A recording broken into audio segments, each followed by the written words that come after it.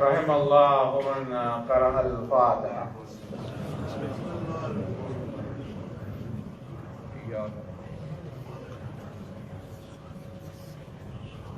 اللهم اغفر المؤمنين والمؤمنات والمسلمين والمسلمات الأحياء منهم والأموات تابع بيننا وبينهم بالخيرات إنك سميع مجيب الدعوات إنك قاضي الحاجات إنك لجعلت لكل شيء قدرا إن الله وملائكته يصلون على النبي يا أيها الذين آمنوا صلوا عليه وسلموا تسليما.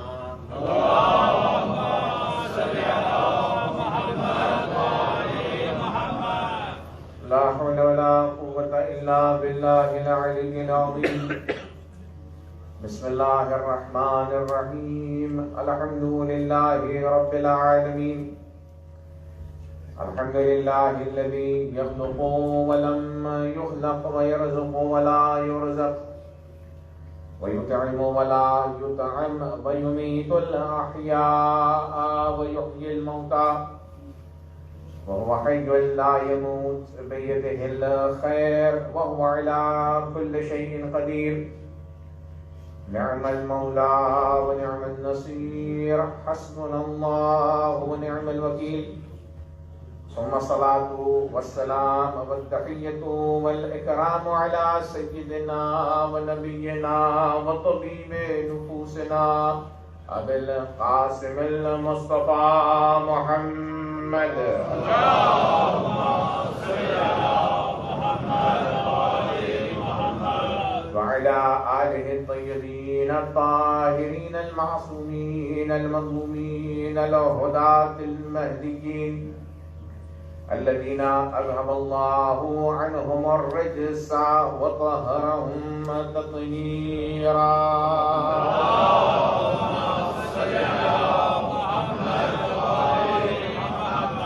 واللعنة الدائمة الباقية على أعدائهم أعداء الله. أما بعد فقد قال الله تبارك وتعالى بسم الله الرحمن الرحيم وجعلنا منهم أئمة يهدون بأمرنا لما صبروا وكانوا بآياتنا يوقنون. ایک صلوات پڑھیں محمد وآل محمد.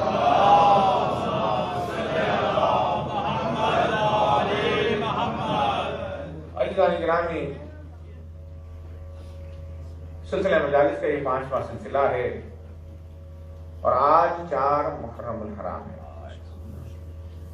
دن بڑی تیزی سے گزر رہے ہیں اور الحمدللہ ہم نے جس عنوان کا انتخاب کیا ہے یعنی امامت دار آئین قرآن و حدیث، اس میں ہم نے امامت کا جائزہ لیا قرآن اور احادیث کی روشنی میں، اور کچھ باتیں طے ہوئیں کہ ائمہ کا انتخاب اللہ تبارک و تعالیٰ کے ہاتھ ہوتا ہے. امام منصوص من اللہ ہوتا ہے اور جب وہ انتخاب کرتا ہے تو چونکہ اللہ اتم و اکمل کامل اور مکمل ہے تو لہذا وہ تمام کمالات امام میں مہیا فرماتا ہے. اسی لیے اسے اللہ نے عصمت کے درجے پر فائز کیا کہ وہ جان کر یا انجانے یا بھولے سے تصور گناہ نہیں کرتا. اور پھر اس کے بعد ہم نے یہ عرض کیا کہ اللہ کے رسول نے ان ائمہ کا تعارف کبھی اجلت کے ذیل میں کیا، کبھی اہل بیت کے عنوان سے کیا، اور پھر یہ بتلایا کہ دیکھو یہ ائمہ وہ ہیں کہ جو نہ قرآن سے جدا ہیں اور نہ قرآن ان سے جدا ہے. اگر آپ قرآن پڑھیں گے تو قرآن آپ کو ائمہ کی طرف لے کر جائے گا، اور اگر آپ ائمہ کے پاس جائیں گے تو ائمہ آپ کو قرآن کی طرف لے کر آئیں گے. وَلَن يَفْتَرِقَا، اور ان میں کسی قسم کی جدائی نہیں ہے اور نہ ہو سکتی ہے حتیٰ یرد علیہ الحوض۔ اور اس کے بعد ہم نے یہ عرض کیا کہ قرآن نے جب ان کی معرفی کی، ائمہ کی، تو کبھی ان پر سلام کیا آل یاسین کہہ کر، سلام علی الیاسین، اور کبھی انہیں اہل ذکر کہا کہ ان سے تمہیں قرآن کے بارے میں اور اسلام کے بارے میں پوچھنا ہے۔ اور کبھی اللہ نے قرآن میں جو اہل بیت کا تعارف کروایا، کہا اہل بیت وہ ہیں کہ جن کے دلوں پر قرآن کو نازل کیا گیا، اور یہی حقیقی معنی میں قرآن پر ایمان رکھتے ہیں۔ اور پھر اللہ نے فرمایا کہ یہ اوت العلم ہے اور یہ راسخون فی العلم ہے، یہ وہ ہیں کہ جن کے پاس کتاب کا علم ہے، ومن عنده علم الکتاب۔ گرامی، یہ ساری صفات ہیں جو ائمہ طاہرین علیہ السلام کی ہیں کہ جنہیں قرآن نے بیان کیا۔ یہ ساری گفتگو ہو چکی ہے۔ اب آج ایک اور زاویے سے تعارف ائمہ ہے قرآن کے ذریعے۔ وہ کیا تعارف ہے؟ وہ یہ ہے کہ اللہ تعالیٰ نے فرمایا یا ایھا الذین آمنوا اتقوا اللہ، اے ایمان لانے والو تقوی اختیار کرو، وکونوا مع الصادقین، اور سچوں کے ساتھ ہو جاؤ۔ عزیزان گرامی، یہ جو خطاب ہے وہ کس سے ہے؟ یا ایھا الذین آمنوا، اے ایمان لانے والو۔ تو خطاب مسلمانوں سے نہیں ہے، تو جو زبان سے تسلیم کیا ہے پہلے اسے دل سے تسلیم کرو تاکہ ایمان کے درجے میں وہ وارد ہو جائے۔ پھر اس کے بعد کہا پرہیزگاری اختیار کرو، اتقوا اللہ وکونوا مع الصادقین، سچوں کے ساتھ ہو جاؤ۔ تو عزیزان گرامی، اللہ تبارک و تعالیٰ نے جب یہ فرمایا کہ سچوں کے ساتھ ہو جاؤ، تو یہ کون سچے ہیں اس کے درمیان اختلاف ہو گیا۔ تو جس طرح لوگ عترت میں داخل ہونے لگے، اہل بیت اطہار میں داخل ہونے لگے، تو جب علی ابن ابی طالب کے بارے میں رسول اللہ نے فرمایا اے علی آپ صدیق اکبر ہیں، تو کچھ لوگوں نے بھی اپنے آپ کو صدیق کہنا شروع کر دیا۔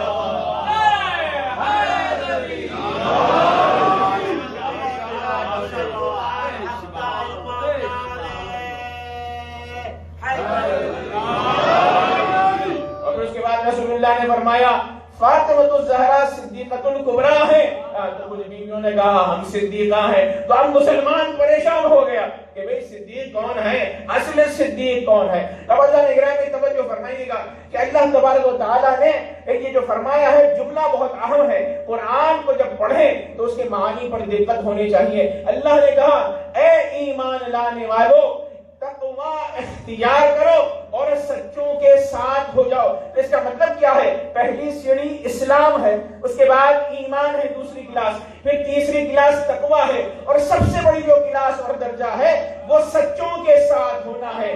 تو اس کا مطلب یہ ہوا کہ اگر کوئی شخص مسلمان ہے تو ضروری نہیں ہے کہ وہ مومن بھی ہو، لیکن اگر مومن ہے تو وہ مسلمان ہے، اگر متقی ہے تو پھر وہ مومن بھی ہے اور مسلمان بھی ہے، اور اگر سچوں کے ساتھ ہے تو اس کا مطلب یہ ہے کہ اس کے پاس تقویٰ بھی پایا جاتا ہے، ایمان بھی پایا جاتا ہے، اسلام بھی پایا جاتا ہے۔ اسی لیے تو حضور نے فرمایا یا علی حبک تقویٰ و ایمان وبغضک کفر و نفاق، کہ اے علی ابن ابی طالب آپ کی محبت انسان کو متقی بنا دیتی ہے اور آپ کا بغض انسان کو کافر بنا دیتا ہے۔ صلوات پڑھیں محمد و آل محمد۔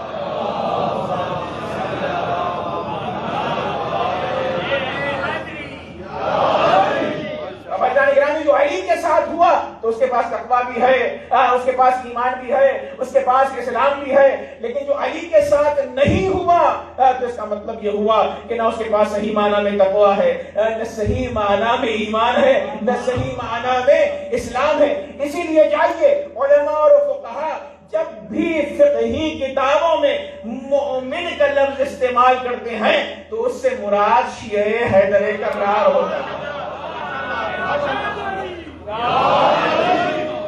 اور پھر جب کسی اور فرقے کے ماننے والے کا انتخاب اس کے بارے میں کہنا ہو تو اسے کیا کہا جاتا ہے؟ مومن نہیں کہا جاتا، لفظ مخالف کہا جاتا ہے۔ کیوں؟ اس لیے کہ وہ مخالف ہے صداقت ائمہ طاہرین علیہ السلام کے، یا وہ ائمہ کو اگر سچا مانتا ہے تو کے ساتھ کسی اور کو بھی سچا مانتا ہے. صلوات پڑھیں بر محمد و آل محمد.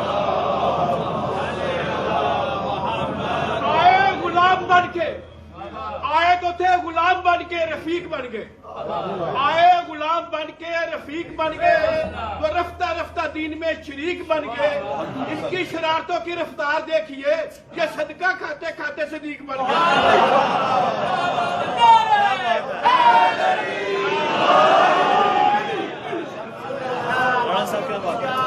بہت خوب فرمائے گا. صلوات پڑھیں بر محمد و آل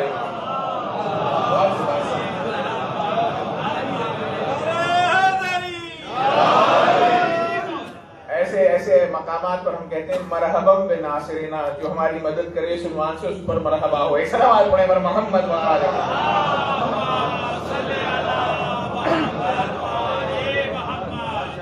بابدان اگرامی، اللہ تبارک و تعالیٰ نے سوال یہ پیدا ہوتا ہے کہ لوگ یہ کہتے ہیں کہ بھئی آپ کہتے ہیں ائمہ کا تذکرہ ہے، سب کا تذکرہ ہے، اللہ سیدھے سیدھے نام لے لیتا. اللہ نے گھمایا کیوں، کنفیوژن کیوں پیدا کی؟ بابدان اگرامی، اللہ نے اگر سیدھے سیدھے بھی بیان کر دیا ہوتا، معصوم سے کسی نے پوچھا کہ بھئی ائمہ کا نام ذکر کر دیتا اللہ تبارک و تعالیٰ، تو امام نے پلٹ کر کہا اس سے بھی معاملہ حل نہیں ہوتا. جو منافق ہوتا وہ نہ مانتا، پھر بھی نہ مانتا. کہا کیوں؟ کہا اللہ نے رسول اللہ کا نام بیان کیا کہ نہیں کیا؟ محمد رسول اللہ. تو بہت سارے منافق اب بھی نہیں مانتے تھے، پہلے بھی نہیں مانتے ہیں رسول اللہ کو اس طرح سے.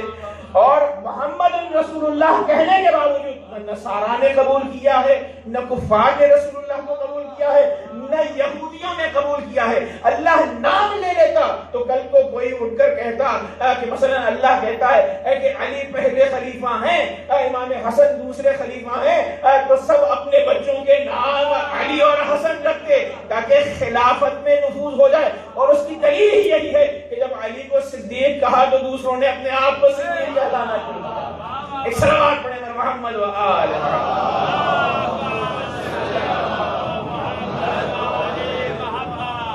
اور پھر اس کے بعد پانچویں ہمارے امام مولا امام باقر علیہ السلام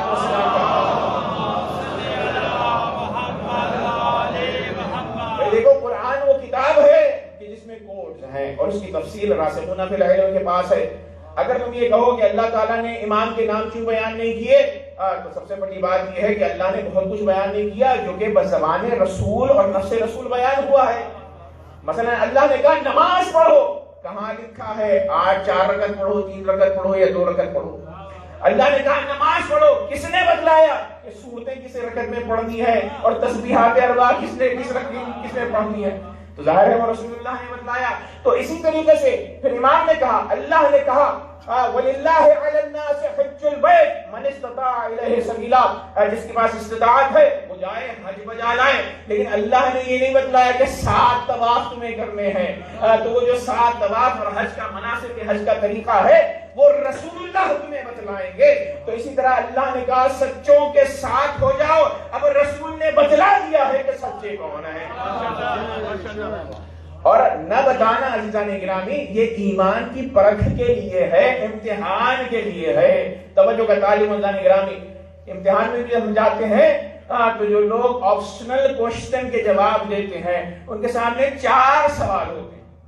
ٹھیک ہے، سوال پوچھا جاتا ہے کہ بھئی فلاں سوال ہے، اس میں آپشنز آپ کے پاس 4 ہیں، اس کو پڑھا دیا جاتا ہے سب کچھ، لیکن اس کا امتحان ہے. تو اللہ کے رسول نے بھی سب کچھ اسلام پڑھایا، ائمہ کو بھی بتلایا، لیکن جب آپ کے سامنے ورق آئے اور آپ سے پوچھا جائے کہ پہلے امام آپ کے کون ہیں تو 4 آپشن ہوں گے. وہ کامیاب ہے کہ جو خلیفہ علی کو بلا فصل مانے، 3 کا انکار کر کے 1 حق کا انتخاب کرے. ایک صلوات پڑھیں پر محمد و آل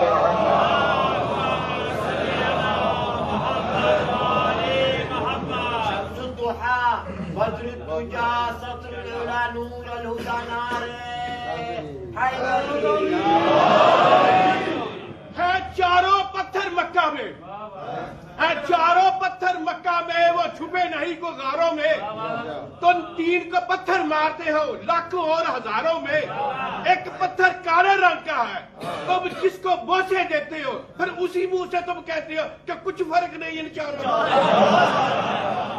صلوات پڑھیں محمد و آل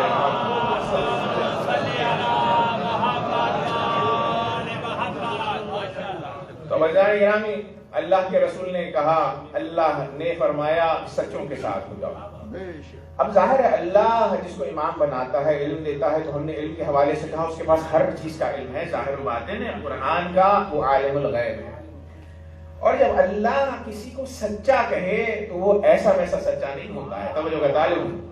اللہ جب کہے کہ سچوں کے ساتھ ہو جاؤ تو یہ وہ سچے ہیں کہ یہ دوسروں کو صداقت سکھاتے ہیں، جن کا ظاہر بھی سچا ہے، جن کا باطن بھی سچا ہے، جن کا دین بھی سچا ہے، جن کی ایمان بھی سچا ہے۔ ہر مرحلے میں زندگی کے تمام پہلوؤں میں یہ سچے ہیں، چونکہ یہ ہدایت کرنے والے ہیں تو ظاہر سی بات ہے ان میں صداقت ہر جہت سے پائی جانی چاہیے۔ مثال کے طور پر ہم بھی نماز پڑھتے ہیں، لیکن بعض یہ ہوتا ہے کہ ہم اپنی نیت میں سچے نہیں ہو پاتے۔ مثال کے طور پر ہم نے کہا نماز پڑھتے وقت 2 رکعت فجر کی نماز پڑھتا ہوں میں قربتاً الی اللہ، نیت کی نا ہم نے، بعد میں جیسے اللہ اکبر کہا جواب یاد آ جاتا ہے، گھر والوں کے مثلا گروسری کا مسئلہ یاد آ جاتا ہے، بہت ساری چیزیں یاد آتی ہیں۔ ظاہر سی بات ہے ہر آدمی اپنی مشغولیت کی وجہ سے اس اعتبار سے نماز میں کسی اور طرف چلا جاتا ہے۔ تو نماز پڑھ رہے ہیں کس لیے؟ تاکہ اللہ سے قربت ہو جائے، اللہ کی طرف توجہ ہو جائے، لیکن عملی طور پر نیت میں بہت سارے لوگ سچے نہیں رہتے۔ ہو سکتا ہے ایسا شخص صادق اس کا نام ہو، لیکن اللہ نہیں کہہ رہا ہے کہ اس جیسے سچے کے ساتھ ہو جاؤ۔ اس جیسے سچے کے ساتھ ہونا ہے کہ اگر جس کے پیر سے نماز کے عالم میں تیر نکال دیا جائے تو قربت کی صداقت ایسی ہے کہ علی ابن ابی طالب کو پتہ نہ چلے۔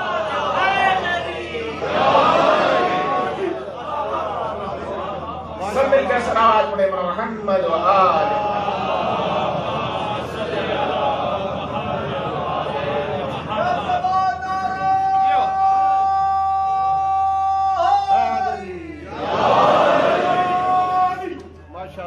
گرامی۔ علی ابن ابی طالب علیہ الصلوۃ والسلام قربت الی اللہ نیت میں ایسے سچے کہ جراح نے جب تیر کو نکالا تو متوجہ ہی نہیں ہوئے، جبکہ جب تیر بار بار نکال رہے تھے تو حضور نے بھی بتلایا تھا، نفس رسول ہیں علی بن ابی طالب۔ تو تبھی سے کہا جب علی نماز پڑھ رہے ہوں، جب وہ قربت اللہ کہتے ہیں تو ساری کی ساری توجہ بارگاہ رب العزت میں۔ تو اللہ ایسے سچوں کے ساتھ ہونے کے لیے کہہ رہا ہے، نہ کہ وہ سچے جو ہر جہت سے اگر اسی کو پرکھ بنایا جائے، کسوٹی بنایا جائے تو ظاہر و باطن میں، ایمان میں، اعتقاد میں، نیت میں، ظاہر میں، ہر چیز میں سچے صرف اور صرف یہ پنجتن پاک اور ان کی آل کے علاوہ ہمیں نظر نہیں آتے۔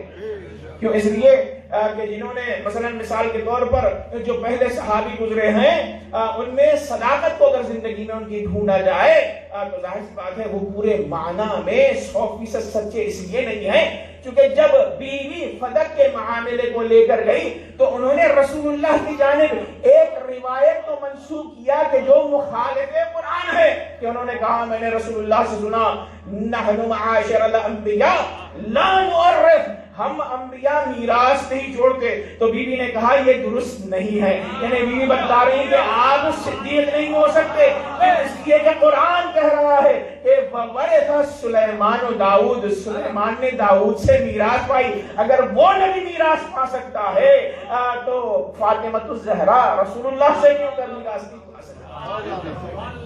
تو یہاں پر ان کی تصادقات پتہ چل گئی کہ 100% سچے نہیں ہیں۔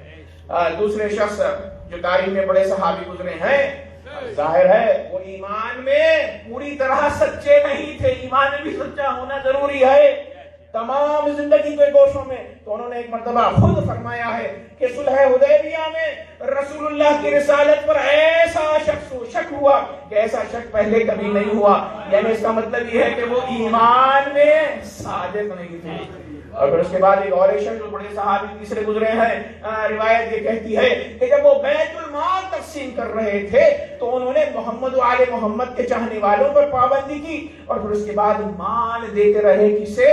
وہ کہ جو آل بنی امیہ ہیں، دشمنان اہل بیت ہیں۔ اور یہی وجہ ہے جان گرامی کہ سب نے اکثر لوگوں نے کہا کہ صداقت تقسیم میراث میں ان کے یہاں نہیں پائی جاتی تھی۔ تو جان گرامی کون سچا ہے؟ علی ابن ابی طالب سچا، ایسا سچا کہ جب بیت المال کی بات آتی ہے اور مسلم کہتے ہیں کہ مولا مجھے وقت سے پہلے کچھ دے دیجئے، تو میرے مولا نے آگ کے شعلے کو مسلم کے ہاتھ پر رکھا اور کہا کہ مسلم اے عقیل یہ جان لو، اپنے بھائی عقیل سے کہا کہ اے عقیل یہ جان لو کہ یہ جو رشتہ داری میری تمہاری ہے اس سے میں تمہارے لیے فیور نہیں کر سکتا، کیونکہ یہ بیت المال ہے، اللہ کا پیسہ ہے، اسلام کا پیسہ ہے۔ ایک صلوات پڑھیں پر محمد وآل محمد۔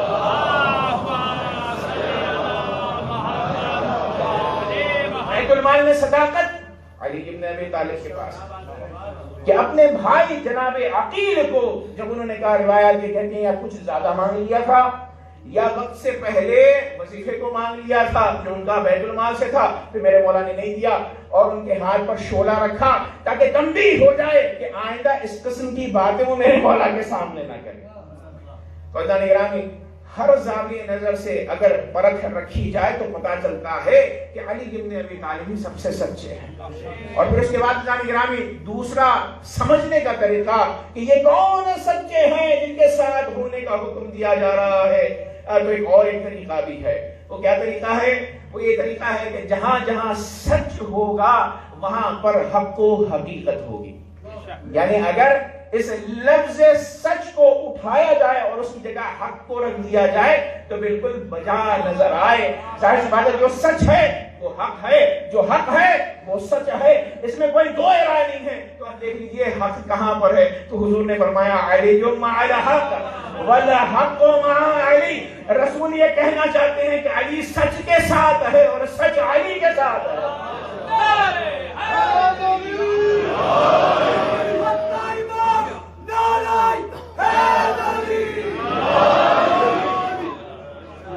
علی مع الحق والحق مع علی۔ تو اب کچھ جو بغض رکھنے والے ہیں وہ پھر سے اٹھے، انہوں نے کہا یہ کیا عظیم وہ بات ہو گئی، یہ تو فضیلت عمار کے لیے بھی آئی ہے، عمار مع الحق والحق مع عمار، یہ آیا ہے، روایتوں میں آیا ہے۔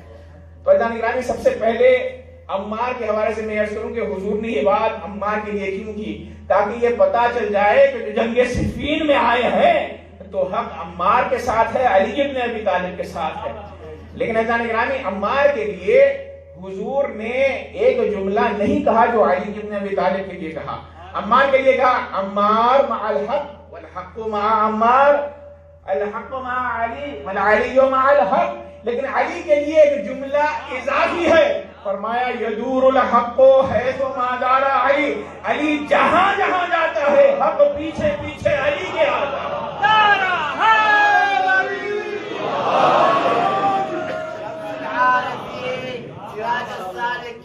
محب الفقراء والمساكين نار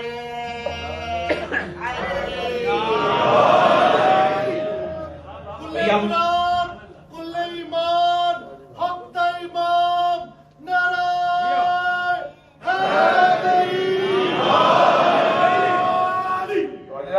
یہ عمار کے لیے نہیں کہا گیا بلکہ یہ کہا گیا علی ابن ابی طالب، کسی صحابی کے لیے نہیں کہا گیا، صرف علی کے لیے کہا گیا یدور الحق حیث ما دار علی، حق وہاں پر جاتا ہے، دائر مدار علی ابن ابی طالب ہے۔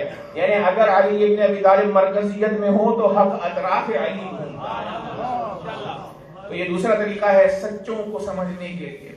اور تیسرا طریقہ پھر اللہ تعالیٰ نے قرآن سے بتلایا، ظاہر سی بات ہے معیار دے رہا ہے، معیار کے ذریعے ہمیں صادقین اور ائمہ کو سمجھنا ہے۔ اللہ تعالیٰ نے فرمایا کہ صادقین کون ہیں؟ انما المؤمنون الذين آمنوا بالله ورسوله ثم لم يرتابوا وجاهدوا باموالهم وانفسهم في سبيل الله اولئك هم الصادقون۔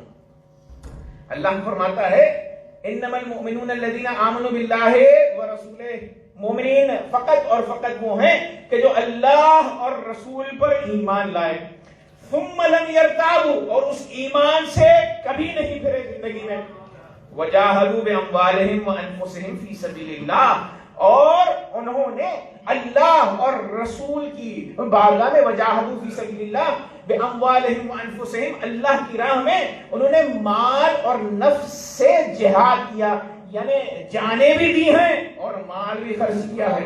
اولئک هم الصادقون، یہی سچے لوگ ہیں۔ تو بھائیان گرامی اللہ نے کیا کہا؟ سچے وہ ہیں کہ جو ایمان لائیں اور اپنے ایمان سے نہ پھریں۔ عزیزان گرامی، اسلام میں بہت ساری جگہوں پر لوگوں نے یہ کہا کہ رسول اللہ کی رسالت پر ہمیں شک ہوا، اور ظاہر سی بات ہے جنگ کے میدان میں رسول اللہ کو چھوڑ کر چلے جاتے تھے، جو کہ ایمان سے پھر جانے کی دلیل ہے۔ یہی وجہ ہے کہ احد میں جب رسول اللہ نے علی سے پوچھا کہ اے علی ابن ابی طالب، شیطان نے اعلان کر دیا کہ رسول اللہ شہید ہو گئے ہیں، تو سب بھاگ رہے تھے، آپ کیوں نہیں بھاگ گئے؟ تو کہا یا رسول اللہ، اگر میں بھاگ جاتا تو ایمان سے دستبردار ہو جاتا۔ اس کا مطلب یہ ہے کہ جو رسول کو چھوڑ کر گیا اس نے دامن اسلام کو بھی چھوڑا، تقوی کو بھی چھوڑا اور ایمان کو بھی چھوڑا۔ ایک صلوات پڑھے محمد و آل محمد۔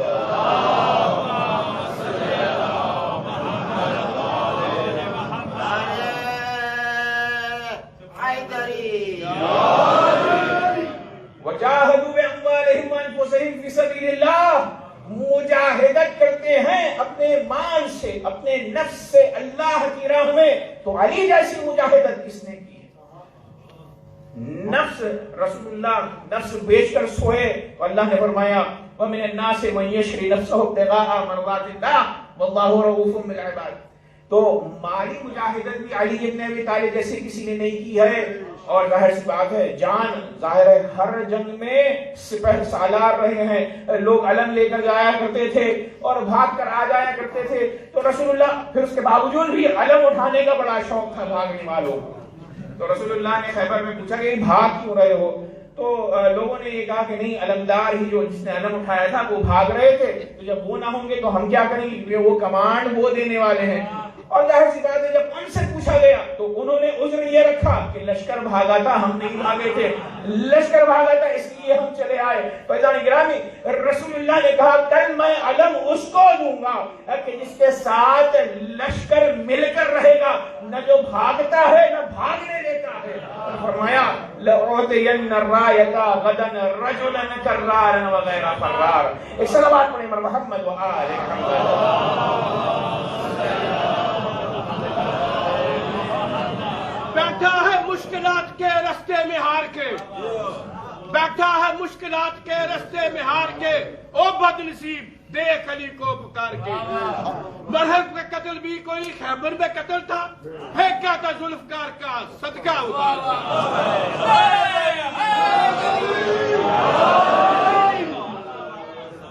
تو اللہ نے گرامی جانی مجاہدت جو علی نے کی ہے وہ کسی نے نہیں، تاریخ میں نہیں ملتا ہے، اسی لیے علی بن ابی طالب کو کرار غیر فرار کہا گیا، اور بہت سارے اسد اللہ، اور ایسا اسد غالب علی کل غالب، جو غالب ہے ہر غالب کے اوپر اگر کوئی کلیم کرے کہ میں غالب ہوں تو اس پر علی ابن ابی طالب غالب ہے۔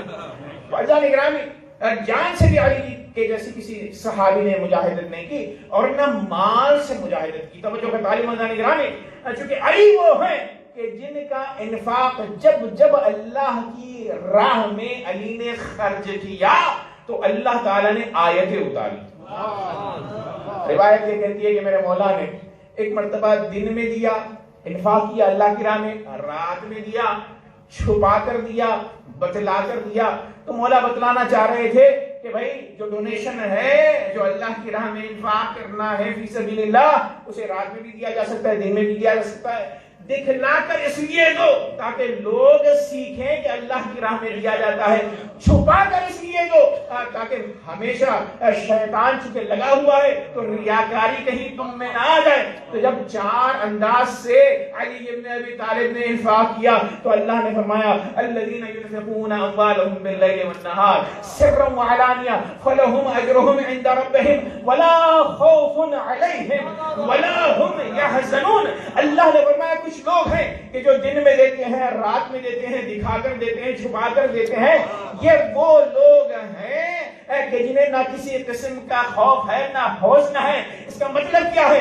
اللہ یہ کہنا چاہ رہا ہے اگر دیگر اصحاب دے رہے ہیں تو ہو سکتا ہے مال چونکہ جا رہا ہے انہیں حزن و خوف ہو، لیکن علی کے انفاق میں جو کچھ دے دیں کسی قسم کا حزن نہیں ہے بلکہ خوشی ہی خوشی ہے۔ ایک صلوات پڑھیں محمد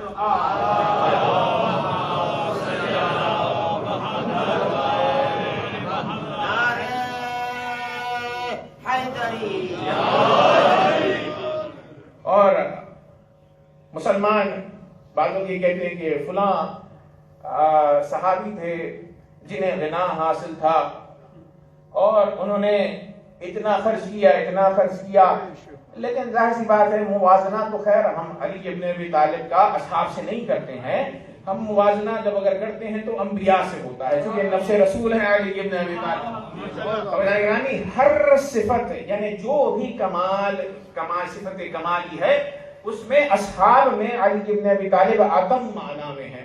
تو جب انفاق کی بات آئی تو قرآن کی کچھ آیات ایسی ہیں کہ جو صرف اور صرف علی ابن ابی طالب کے لیے ہیں۔ ٹھیک ہے، دوسروں نے بھی انفاق کیا ہوگا، ہم منع نہیں کرتے۔ پنج تن دی پاک رب نے ایسی بنائی شان اینا دا اٹھنا بہنا باندا رہا قرآن۔ صلوات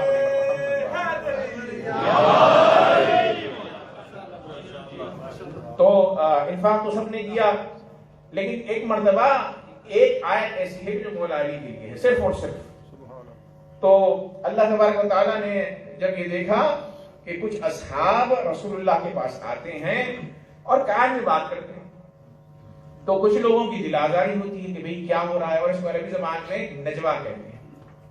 تو اللہ تعالیٰ نے ایک قانون بنایا، یہ نہیں کہا کہ تم نجوا خصوصی پرائیویٹ گفتگو نہ کرو، لیکن اللہ نے کہا اذا ناجیتم الرسول، اے مومنو اے مسلمانوں اگر نجوا کرنا ہے، پرائیویٹ میٹنگ کرنی ہے، کان میں رسول اللہ کے کچھ کہنا ہے، فقدموا بین یدی نجواکم صدقہ، تو نجوا کرنے سے پہلے خصوصی پرائیویٹ گفتگو سے پہلے اللہ کی راہ میں صدقہ دے دو۔ اب عزیزان گرامی جیسے ہی آیت نازل ہوئی سب کے سب متفرق ہو گئے، وہ کہ جو غنی تھے مالدار تھے کسی نے انفاق نہیں کیا۔ تو اللہ تبارک و تعالیٰ نے جب اس آیت کو نازل کیا کوئی آگے نہ بڑھا، تو ایک مرتبہ روایت یہ کہتی ہے کہ علی ابن ابی طالب نے پہلے دن صدقہ کیا اور نجوا کیا تاکہ اس آیت پر عمل ہو، اور پھر اس کے بعد یہ آیت فوراً منسوخ نہیں کی اللہ نے، دوسرے دن بھی موقع دیا، تیسرے دن بھی موقع دیا، چوتھے دن بھی موقع دیا، لیکن لوگوں کو مال سے محبت تھی، نجوا سے محبت نہیں تھی رسول اللہ۔ اچھا پھر اللہ تعالیٰ نے مزے کی بات یہ ہے، عمدہ بات یہ ہے کہ اللہ نے یہ نہیں کہا کہ اتنے پیسے دو، پیسے دینے میں بھی آپ کو مختار چھوڑا۔ تو علی ابن ابی طالب ہر روز 1 درہم کے دیتے تھے اور 10 دن تک علی نے نجوا کیا۔ جب اللہ تعالیٰ نے دیکھا کوئی اور آگے نہیں بڑھ رہا ہے تو ایک مرتبہ اس آیت کو اللہ نے منسوخ فرمایا ہے۔ صلوات پڑھیں محمد و آل محمد۔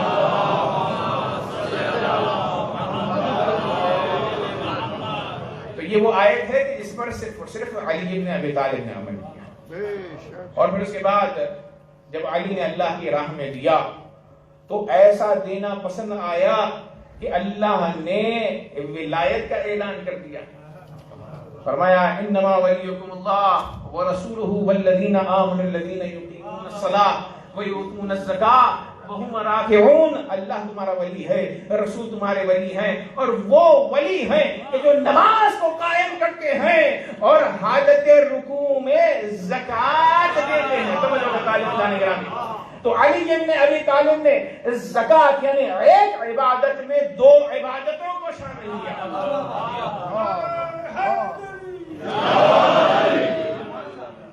نماز پڑھ رہے ہیں اور اس کے بعد زکوٰۃ بھی دے رہے ہیں، اور تو اللہ تعالیٰ نے فرمایا ایسے لوگ تمہارے ولی ہیں، یعنی صفت زکوٰۃ والی آئی ہے، نماز والی آئی ہے۔ تو بتانے گرامی جیسے ہم نے یہ آیت پڑھی پھر بغض رکھنے والے آگے بڑھتے ہیں، ان کی مشکل یہ ہے کہ وہ یہ کہتے ہیں کہ ابھی تو حضور آپ نے کہا کہ علی کی توجہ صرف اور صرف اللہ پر ہوتی تھی، فقیر کی ندا کو کیسے سن بیٹھے۔ بتانے گرامی سب نے اس بات کو نقل کیا ہے کہ جب فقیر آیا مسجد رسول اللہ صلی اللہ علیہ وآلہ وسلم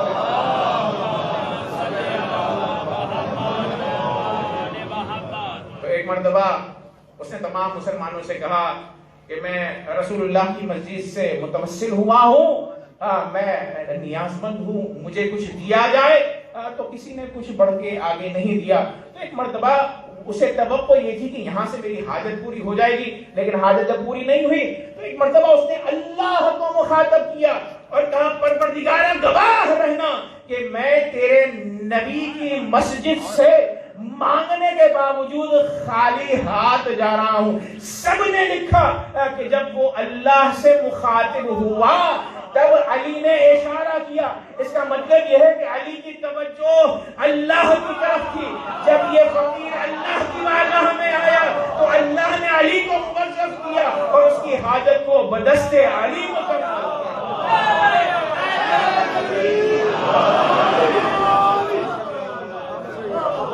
سب مل کے نعرہ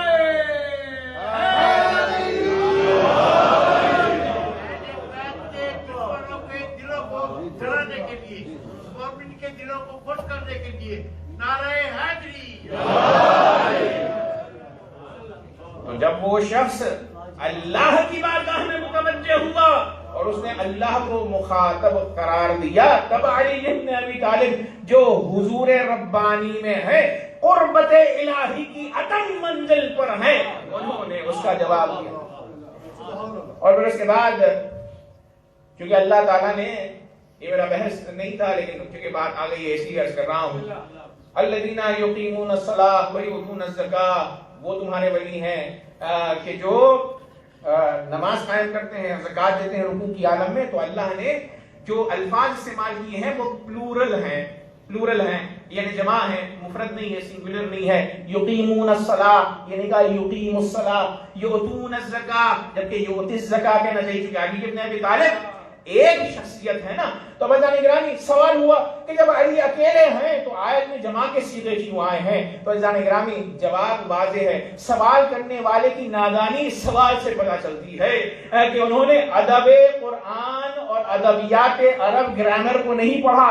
کیوں؟ اس لیے کہ عربی زبان میں جب کسی کو احترام دینا ہو تو جمع کا صیغہ استعمال ہوتا ہے. اسی لیے جب ہم کسی کو احترام دینا چاہتے ہیں کوئی ملنے کے لیے آئے تو السلام علیکہ بھی کہا جا سکتا ہے السلام علیکم جمع کا صیغہ بھی استعمال ہوتا ہے. تو عزیزان گرامی علی کا انفاق اس قدر اللہ کو پسند ہے علی کا احترام اس قدر اللہ کو پسند ہے کہ اس نے علی کی جو صفت کی بیان کی وہ جمع کے صیغوں میں بیان نہیں کی بلکہ جب مفرد کے صیغوں میں نہیں بیان کی بلکہ جمع کے صیغوں میں بیان کی. بتلانا یہ چاہتا ہے پروردگار میں علی کا احترام کرتا ہوں تمہیں بھی علی کا احترام کرنا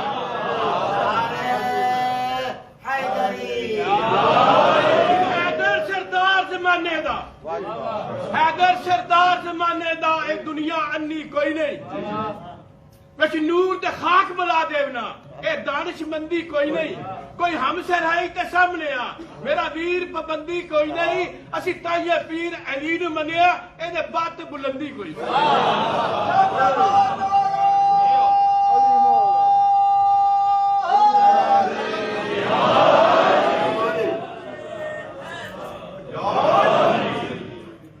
گرامی علی بن ابی طالب صداقت کی اتم اور اکمل منزل پر فائز ہیں. اللہ نے فرمایا انما المؤمنون الذين آمنوا بالله ورسوله فقط مومنین وہ ہیں جو اللہ اور رسول پر ایمان لاتے ہیں اور ایمان سے نہیں پھرتے. وجاہدوا باموالهم وانفسهم فی سبیل اللہ اور اللہ کی راہ میں مجاہدت کرتے ہیں مال سے اور اپنے جسم سے. اولئک هم الصادقون یہی سچے ہیں. تو اب یہ بھی اشارے صادقون کے سارے جاتے ہیں پنجتن پاک اور آپ کی آل کی طرف. اور پھر اس کے بعد عزیزان کرام ایسا نہیں ہے کہ رسول اللہ نے صادق کو نہ بتلایا. رسول اللہ نے ایک ایک کا نام لے کر صادقین کو اکٹھا کر کے بتلایا کہ یہ سچے ہیں. اب اگر مسلمان انجان ہوں گے تو ان کی یہ بدنصیبی ہے. کہاں بتلایا رسول اللہ نے کہ صادقین کون ہیں جن کے ساتھ ہونے کا اللہ نے حکم دیا ہے. اور یہ ساتھ ہونا یہ جو حکم ہے وَكُونُوا مَعَ الصَّادِقِينَ یہ واجب ہے مستحب نہیں ہے ریکمنڈڈ نہیں ہے بلکہ یہ واجب ہے کہ ان کے ساتھ ہو جاؤ چونکہ تمہیں یہ صراط مستقیم پر گامزن رکھیں گے سچائی کا راستہ تمہیں بتلائیں گے حق و باطل میں تمہیں تمیز سکھلائیں گے. صلوات پڑھیں پر محمد وآلہ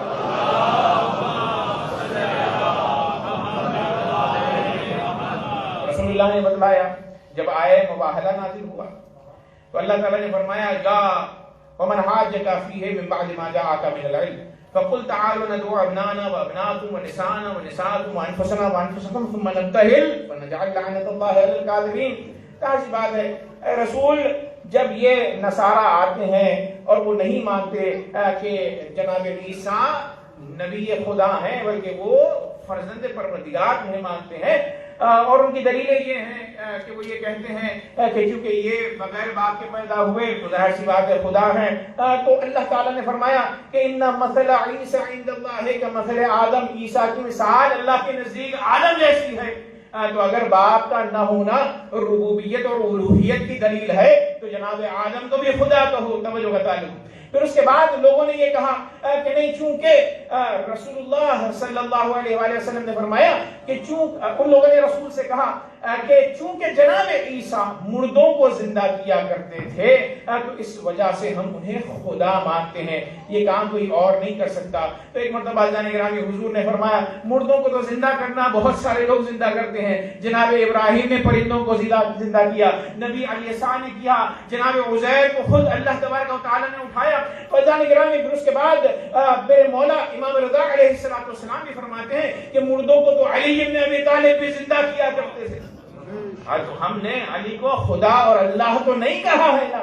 فیضان گرامی جب بہت بحث و مباحثہ ہوا اور نصارہ ماننے کو نہیں آئے تو ایک مرتبہ اللہ نے کہا ان سے مباہلہ کرو، فَقُلْ تَعَالُوا نَدْعُوا أَبْنَاءَنَا وَأَبْنَاءَكُمْ، اپنے بچوں کو لاؤ ہم اپنے فرزندوں کو لائیں گے، وَنِسَاءَنَا وَنِسَاءَكُمْ، اور اپنی عورتوں کو لاؤ ہم اپنی عورتوں کو لائیں گے، اور أَنفُسَنَا وَأَنفُسَكُمْ، اپنے نفوس کو لاؤ ہم اپنے نفوس کو لائیں گے، ثُمَّ نَبْتَهِلْ، پھر مباہلہ ہوگا، وَنَجْعَلْ لَعْنَةَ اللَّهِ عَلَى الْكَاذِبِينَ، جھوٹوں پر لعنت کی جائے گی۔ تو بھائیان گرامی مباہلہ وہ جگہ ہے کہ جہاں پر ایک طرف صادقین ہیں اور دوسری طرف کاذبین ہیں، جھوٹے ہیں۔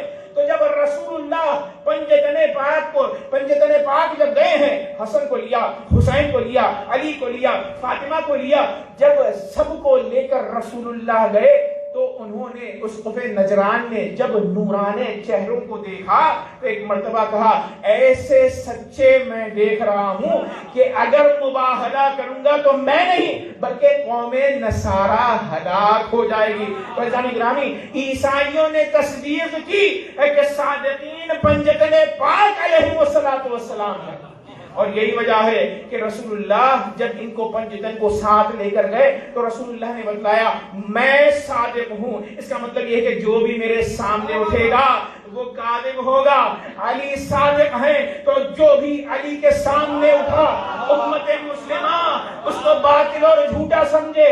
حسن صادق ہے، اس کا مطلب یہ ہے کہ کوئی بھی شخص ہو خیر المومنین ہی کیوں نہ ہو، چونکہ حسن کے مقابلے میں اٹھا تو حسن سچے اور وہ کاذب ہوگا۔ اور اسی طریقے سے فاطمہ الزہرا کے سامنے کسی بھی معاملے کو لے کر کوئی کھڑا ہوا تو فاطمہ صادقہ ہے اور وہ کاذب ہوگا۔ اور اسی طرح رسول اللہ نے حسین کو لے جا کر بتلا دیا کہ دیکھو حسین جب بھی قیام کریں تو حسین کے ساتھ ہونا صداقت ہے، اور حسین کے مقابلے میں جو آیا وہ پکا کاذب و کذاب ہے۔ ایک صلوات پڑھی مر محمد و آل محمد۔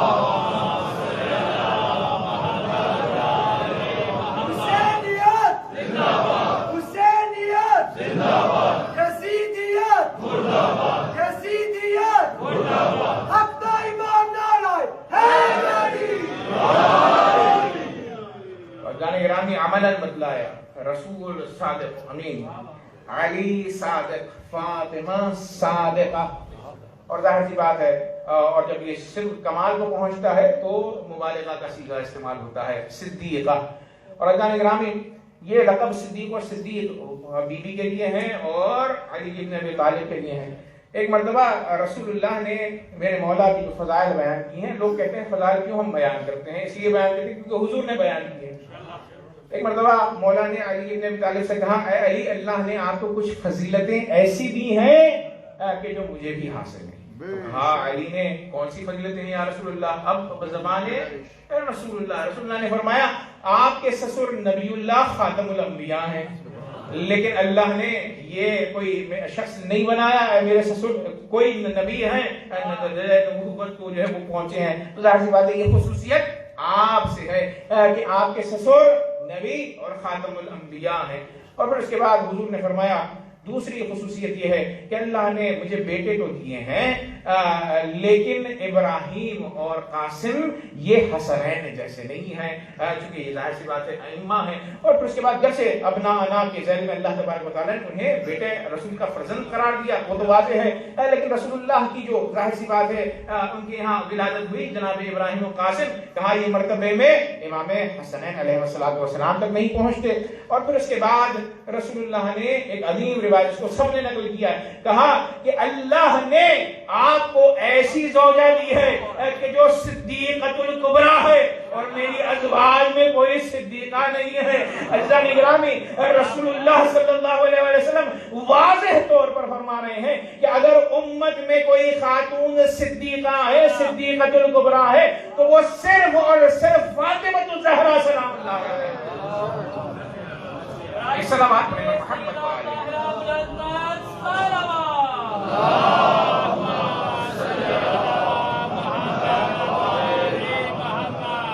اگر وہ کسی کو کسی اور کو صدیقہ کہتا ہے تو وہ صحیح نہیں ہے، اور یہ کبرا کا لفظ کی استعمال ہوا، صدیقۃ الکبریٰ، بیوی کو صدیقہ ہی کہہ دینا چاہیے تھا۔ تو ایک مرتبہ جب معصوم سے پوچھا گیا کہ صدیقۃ الکبریٰ بیوی کو کیوں کہا گیا، تو کہا کہ صدیقہ کبریٰ اس لیے کہا گیا کہ جناب مریم کو اللہ تبارک و تعالیٰ نے قرآن میں ان کا جو تعارف کروایا وہ امہ صدیقہ، ان کی ماں جناب عیسیٰ کی صدیقہ تھی۔ تو اب ظاہر ہے کہ پتا تھا کہ بعد میں لوگ شاید مقایسہ کریں گے جناب فاطمہ کا جناب مریم سلام اللہ علیہ سے، تو ائمہ نے بتلایا بے شک جناب مریم صدیقہ تھی لیکن فاطمہ الزہرا صدیقۃ الکبریٰ ہے، ایسی صدیقہ جو مریم جیسی صدیقہ سے افضل اور بلند تر ہے۔ ایک صلوات پڑھیں محمد و آل محمد۔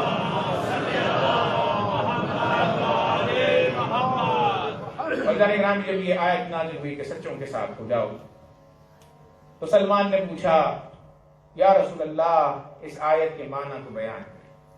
تو سلمان فارسی سے رسول نے کہا یا ایھا الذین آمنو، آمنو سے مراد عامۃ المؤمنین ہے، یعنی تمام مومنین کو شامل ہے یہ خطاب۔ اتقوا اللہ، تقوی اختیار کریں، وکونوا مع الصادقین، سچوں کے ساتھ ہو جائیں۔ پھر رسول نے فرمایا صادقین خاص ہیں جن کے ساتھ ہمیں ہونا ہے، اور وہ پنجتن پاک اور ان کی آل ہے۔ اور یہی وجہ ہے کہ اس روایت سلمان کو بار بار ائمہ نے استدلال اور دلیل کے طور پر مختلف مقامات پر بیان فرمایا ہے۔ روایت یہ کہتی ہے کہ جب خلافت صفون کا معاملہ ہوا کہ کون خلیفہ معین ہو، تو علی بن ابی طالب نے اس روایت سلمان سے استدلال کیا، اور استدلال کرنے کے بعد بتلایا کہ مولا کہتے ہیں کیا تم نے نہیں سنا کہ رسول اللہ نے کہا کہ میرے ساتھ ہو جاؤ، تو اس کا مطلب یہ ہے کہ میرے مقابلے میں جو اٹھے گا وہ کاذب ہوگا، تمہیں میری بیعت کرنی چاہیے۔ لیکن اس کے باوجود بھی خلافت تیسرے مرحلے میں بھی علی بن ابی طالب کو نہیں پہنچی۔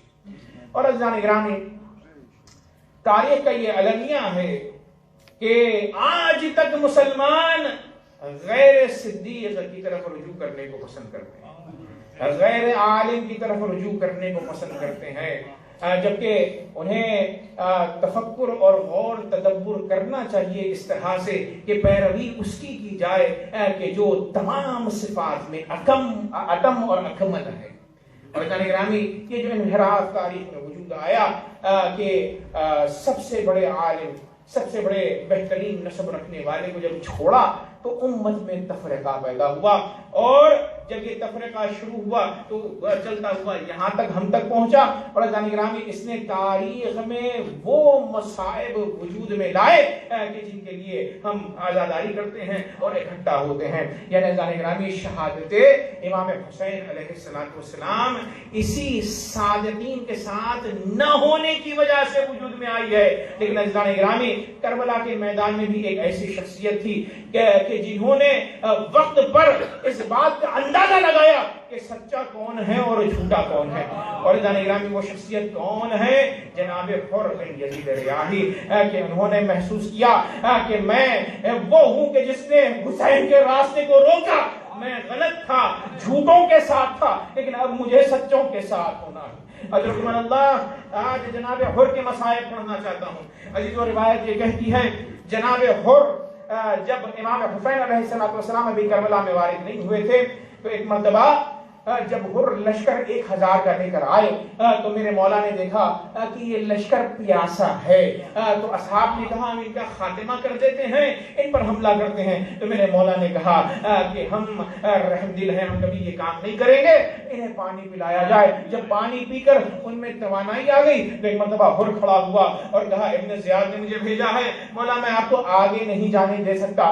تو میرے مولا نے وہاں پر طویل گفتگو ہوئی ہے، کہا 18,000 کوفیوں کے خط میرے پاس ہیں، خط میرے مولا نے بتلائے ہر کو۔ تو ہر نے کہا میں نے تو خط نہیں لکھا تھا مولا، میری ذمہ داری یہ ہے کہ میں آپ کے راستے کو روکوں، کوفے جانے سے آپ کو روکوں۔ عزیزان گرامی، امام علیہ السلام نے توجہ نہیں کی، یہاں تک کہ روایت یہ کہتی ہے کہ ایسا وقت آیا کہ جو نماز ظہر کا وقت تھا کہ میرے مولا نے کہا اذان دی جائے۔ اب ہر کا بھی لشکر ہے، میرے مولا کا بھی لشکر ہے۔ ایک مرتبہ جیسے ہی اذان دی گئی تو میرے مولا نے اذان کے بعد کہا ہر تو اپنے لشکر کی امامت کرا، ہم اپنی نماز پڑھیں گے۔ تو جان گرامی یہ ادب ہے، ہر جانتا تھا کہ یہ میرے وقت کا امام ہے، سچا ہے۔ کہا مولا میں نماز اگر پڑھوں گا تو آپ کے پیچھے پڑھوں گا۔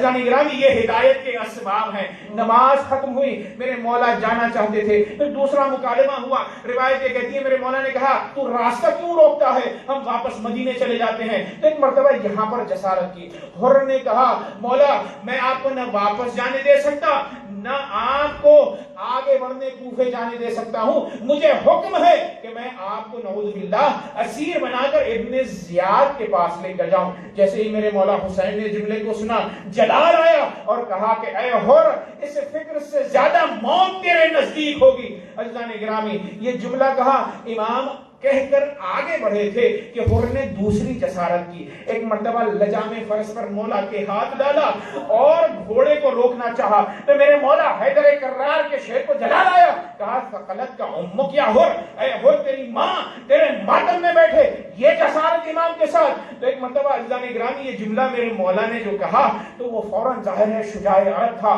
کوفے کا شجاع تھا، پلٹ کر جواب دینا چاہتا تھا۔ کسی کی بھی ماں کا نام لیا جائے تو انسان کو غیرت آئے گی، لیکن جیسے ہی میرے مولا کو جواب دینا چاہتا تھا عظمت فاطمہ الزہرا ہر کے ذہن میں آئی۔ ایک مرتبہ مولا سے کہا مولا اگر کوئی دوسرا شخص یہ جملہ مجھ سے کہتا میں اسے ضرور جواب دیتا، لیکن فاطمہ زہرا سلام اللہ علیہ کا نام میں بغیر احترام کے نہیں لے سکتا۔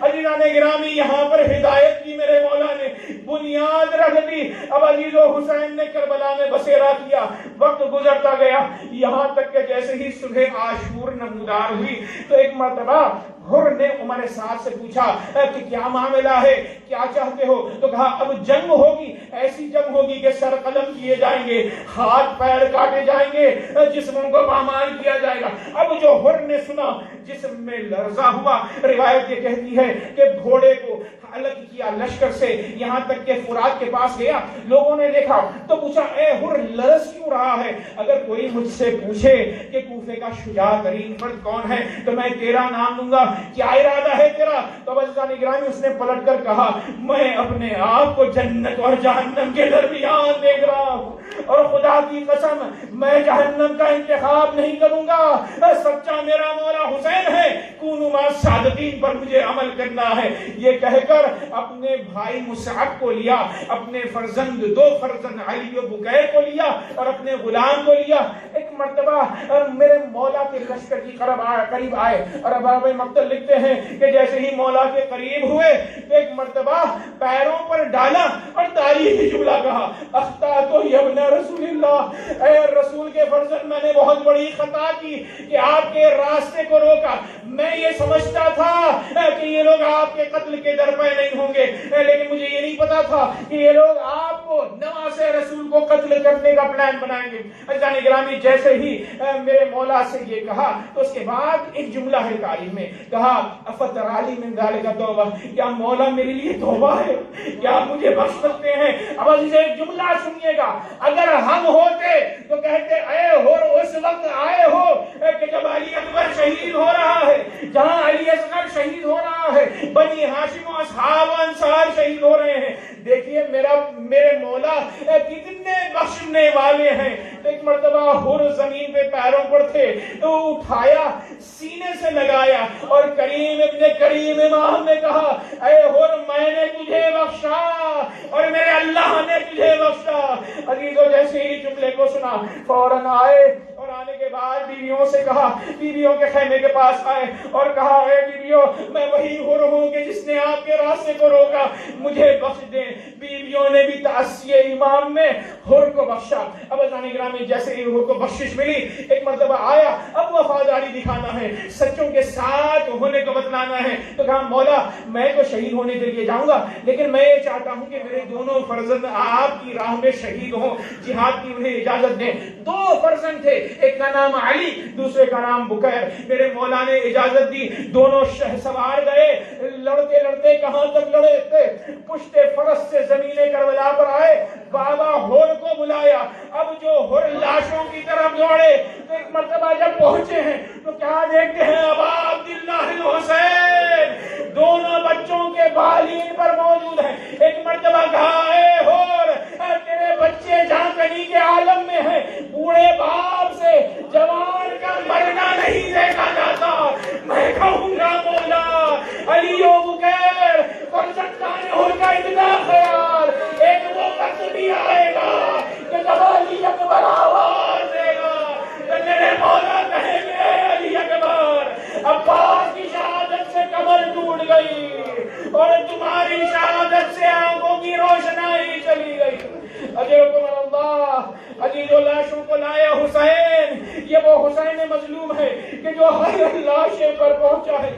پھر اس کے بعد مصعب نے اپنی قربانی پیش کی, غلام حر گیا اس نے اپنی قربانی پیش کی. روایت یہ کہتی ہے کہ جب سارا کنبہ جو رشتہ دار تھے حر کے سب چلے گئے تو کہا مولا مجھے اجازت دیجیے, اب میں اپنی قربانی پیش کرنا چاہتا ہوں. میرے مولا نے اجازت دی. حر آئے, رجس پڑھا, وہ کمال کی جنگ کی کہ 60 سے 62 لوگوں کو واصل جہنم کیا. اور اس کے بعد کہاں تک لڑتے, ظاہر سی بات ہے 30,000 کا لشکر مؤرخین نے لکھا ہے. تو ایک مرتبہ جب سب طرف سے حملے ہونے لگے اور پشت فرس پر نہ سنبھلے, ایک مرتبہ زمین کربلا پر آئے اور اپنے مولا کو پکارا السلام علیکہ یا ابا عبداللہ. تو میرے مولا پھر سے دوڑے. اب روایت یہ کہتی ہے جیسے ہی میرے مولا پہنچے ہیں تو دیکھا حر جانکنی کے عالم میں ہے. حر کے سر کو اپنے زانو پر رکھا اور رکھنے کے بعد کہا انت الحر کما سمت کا امک. اے حر تو واقعی آزاد مرد ہے, تیری ماں نے کتنا اچھا نام رکھا ہے تیرا. شاید مولا یہ کہنا چاہتے ہو کہ حر میں نے تیری ماں کا نام برائی میں اس لیے لیا تھا تاکہ تو راہ ہدایت پر آ جائے, لیکن چونکہ تیرا ماں کا نام برائی میں لیا تھا تو اب میں چاہتا ہوں کہ اسے اچھائی سے یاد کروں. میرے مولا نے فرمایا انت الحر کما سمت کا امک. اے حر تو واقعی آزاد مزاج ہے جیسے کہ تیری ماں نے تیرا نام اچھا رکھا ہے. انت الحر فی الدنیا والآخرہ, تو آزاد مرد ہے دنیا اور آخرت میں. جب یہ میرے مولا کہہ چکے تو ایک مرتبہ مولا نے دیکھا کہ حر کی پیشانی سے خون بہ رہا ہے. تو میرے مولا نے کہا اے حر تو ہمارا مہمان تھا, ہمارے پاس تجھے کھانے کے لیے ملانے کے لیے کچھ نہیں تھا. حر نے ہاتھ جوڑ کر کہا ہوگا مولا مجھے شرمندہ نہ کرے کہ آپ کی مصیبتوں کی وجہ تو میں ہی ہوں. کہا نہیں تو ہمارا مہمان تھا, ہم اہل بیت اطہار علیہ السلام مہمان نوازی میں شہرت رکھتے ہیں. ایک مرتبہ خون جو بہ رہا تھا ایک قیمتی رومال کو میرے مولا نے نکالا کہ جسے فاطمہ الزہرا نے اپنے ہاتھوں سے پوجا تھا. ایک مرتبہ وہ رومال پیشانی حر پر باندھا, کہا انا للہ و انا الیہ راجعون. میں کہوں گا مولا حر کی پیشانی پر آپ نے رومال فاطمہ باندھا. آپ جب پشت فرس سے زمین کربلا پر آئیں گے تو وہ مظلوم ہوں گے کہ جس کے سر کو کوئی زانو پٹکنے والا نہیں ہوگا. ایک مرتبہ زینب منظر دیکھیں گی کہ شمر خنجر چلانا چاہتا ہے. زینب سے کہیں گے اے زینب واپس خیمے میں چلی جاؤ. یہ وہ منظر ہے کہ جو بہنوں کے دیکھنے والا نہیں.